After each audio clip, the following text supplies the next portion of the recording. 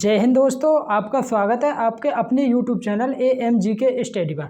दोस्तों आज हम इस वीडियो में बात करने वाले हैं कि अगर आप में से किसी का भी अंडर ग्रेजुएशन वाला जो NTPC वाला जो एग्ज़ाम है, अगर किसी का भी हो तो एग्ज़ाम टाइम में हम क्या पढ़ें कि जिससे कि हमारा अच्छे स्कोर रह सके। ठीक है, तो देखो आपको सबसे पहले ये पता होनी चाहिए कि हमारा एग्ज़ाम किस तारीख से स्टार्ट है। तो हमारा जो एग्ज़ाम है ये 7 अगस्त से स्टार्ट है जाएंगे। ठीक है, तो NTPC के जो अंडर ग्रेजुएशन वाले एग्ज़ाम है कब से स्टार्ट है?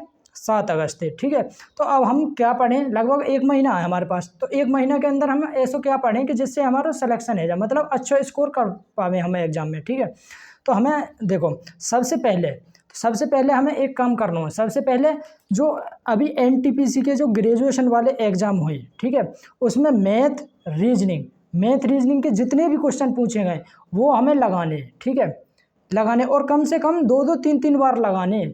जितने भी क्वेश्चन है सभी 2-2 3-3 बार, मतलब एग्ज़ाम से पहले 2-3 बार लगा के जाओ उन्हें। ठीक है, मैथ रीजनिंग की झंझट खत्म, क्लास मत करो। क्लास करने से अब कुछ फ़ायदा ना, क्योंकि जितनी हमें तैयारी करनी वो तो हमारी है गई। ठीक है, अब हम करना क्या है हम अब स्मार्ट स्टडी करेंगे। स्मार्ट स्टडी को मतलब है हम अब एग्ज़ाम टाइम में वो चीज़ पढ़ेंगे सिर्फ जो एग्ज़ाम में आ सके, मतलब जो आने लायक है। ऐसे ना फालतू के पढ़ते चले जाओ।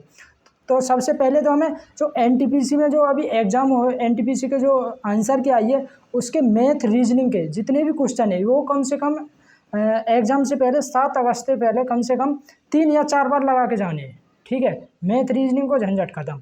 ठीक है, अब बात करेंगे हम GS के बारे में। GS में जैसे NTPC के जो एग्ज़ाम है, हालांकि हमारा जो लेवल है ग्रेजुएशन वाले थे थोड़ा डाउन रह गए। को ऐसे ना कि ग्रेजुएशन वाले के भाई ग्रेजुएशन वाले में मैथ रीजनिंग अच्छे पूछे गए, अच्छे लेवल के पूछे गए, और GS तो और ज़्यादा बढ़िया पूछी गई है। ठीक है, मतलब हार्ड पूछी गई है। ऐसे बढ़िया का मतलब ना, कि मतलब ऐसे ही हार्ड पूछी गई है। तो हमारी जो अंडर ग्रेजुएशन वाला एग्ज़ाम है इसको लेवल थोड़ा सा डाउन रहने वाला हो ग्रेजुएशन के लेवल में। ठीक है, तो हमें मैथ रीजनिंग 2-3 बार जो प्रीवियस ईयर जो पेपर हैं अभी NTPC के वो लगा के जाने। और GS में जैसे अभी बौद्ध धर्म में तो कोई क्वेश्चन आए हो तो हमें बौद्ध धर्म कंप्लीट करना हो। ठीक है, हम वो टॉपिक देखेंगे कि हमारे एग्ज़ाम में जिस टॉपिक से क्वेश्चन पूछोगा वो ग्रेजुएशन वाले में वो टॉपिक ही पढ़ें हम। ठीक है, फालतू के टॉपिक मत पढ़ो।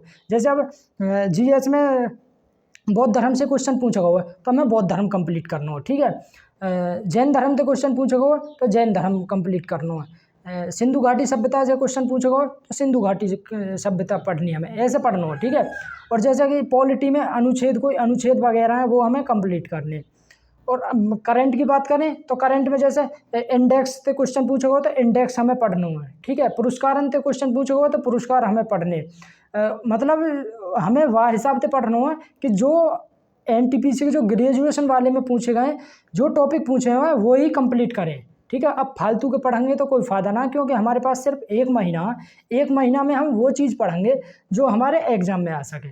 ठीक है, उसके बाद हमें दिन में 3 मॉक लगाने, कम से कम 3 मॉक लगा के जाने दिन में। ठीक है, और वो भी फुल। एक सुबह को मॉक लगाओ, एक दोपहर में मॉक लगाओ, एक सोते टाइम शाम को मॉक लगा लियो, और उसको साथ के साथ एनालिसिस भी करना हो। इतना काम हमें करना हो तभी हम अंडर ग्रेजुएशन को जो एग्ज़ाम है इसे क्रैक कर पाएंगे। ऐसे ना अब कुछ भी पढ़ते हो, 1 महीना हमारे पास सगरो बचो, 1 महीना में बताओ तुम कोर्स पूरा करेंगे तो कैसे, फिर मॉक लगाने को टाइम ना मिलेगा। तो जितना भी अब तुमने पढ़ लो, ठीक है, इतना ही रहने दियो। मतलब कोर्स तुम्हारा कंप्लीट है या ना है, 1 महीना में तुम कोर्स कंप्लीट करने में ही रहे ना, तब मॉक ना लगा पाएंगे, क्योंकि कोर्स तो कंप्लीट अब तक है जाना चाहिए हो। ठीक है, तो जितना हम पढ़ चुके हमारा कंप्लीट कोर्स है तब भी ना है तब भी सबसे पहले NTPC के जो ग्रेजुएशन के जो एग्ज़ाम है उसके जितने भी क्वेश्चन है वो हमें लगा के जाने।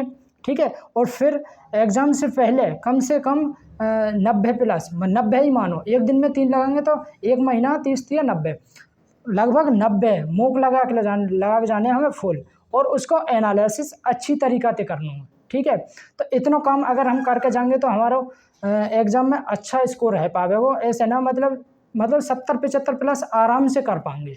ठीक है, तो दोस्तों अगर वीडियो पसंद आई हो तो वीडियो को लाइक शेयर और कमेंट ज़रूर करें। अगर आप हमारे YouTube चैनल पर पहली बार आए हो तो हमारे YouTube चैनल को सब्सक्राइब कर लें।